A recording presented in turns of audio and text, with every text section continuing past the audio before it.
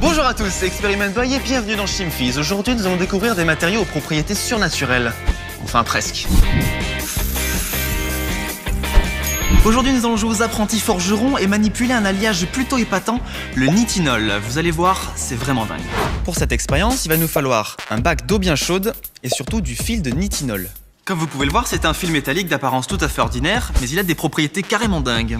Comme son nom l'indique, le nitinol est un alliage de nickel et de titane qui a été découvert en 1959 par le Naval Ordnance Laboratory aux États-Unis. C'est un alliage qui est dit à mémoire de forme et vous allez très vite comprendre pourquoi. Alors c'est tout simple, on a ici un bout de fil de nitinol qui, comme vous pouvez le voir, est à peu près droit. On va le tordre dans tous les sens. Et maintenant il suffit de le jeter dans de l'eau chaude. C'est peut-être pas assez chaud. On va prendre un chalumeau pour faire ça. C'est l'heure des flammes. Donc on a le fil qui est tordu. J'envoie le chalumeau et regardez ce qui se passe quand on le chauffe. Et hop, il reprend complètement sa forme d'origine. Métal à mémoire de forme. Comme je le disais, le nitinol est un alliage dit à mémoire de forme. Quand on lui donne une certaine forme et qu'on va le chauffer au-delà de 500 degrés puis qu'on va le refroidir rapidement, il va conserver une forme dont il va garder la mémoire.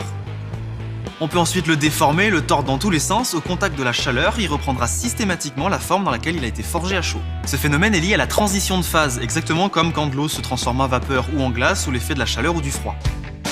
Dans le cas du nitinol, on parle de transition martensitique. En effet, le nitinol a deux états qui correspondent à deux arrangements des cristaux qu'il compose.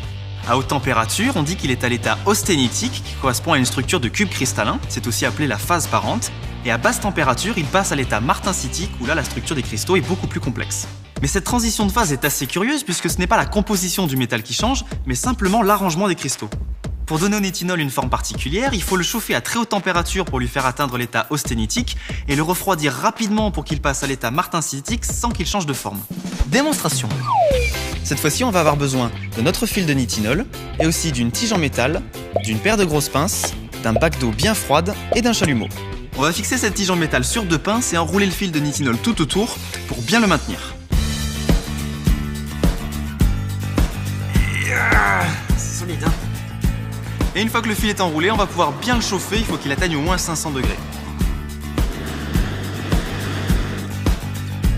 Pendant qu'il est encore chaud, on le refroidit d'un coup à l'eau froide. Il devrait être forgé normalement.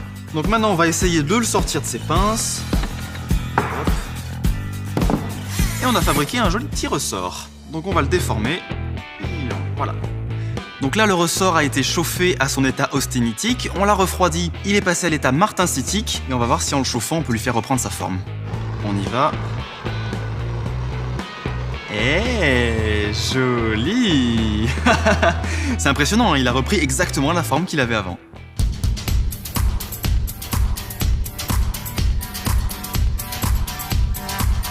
C'est beau la science. Joli. Et merci à tous d'avoir regardé ce nouvel épisode de Chimfizz. Comme d'habitude, vous pouvez le liker, le partager et vous abonner à la chaîne. Ciao!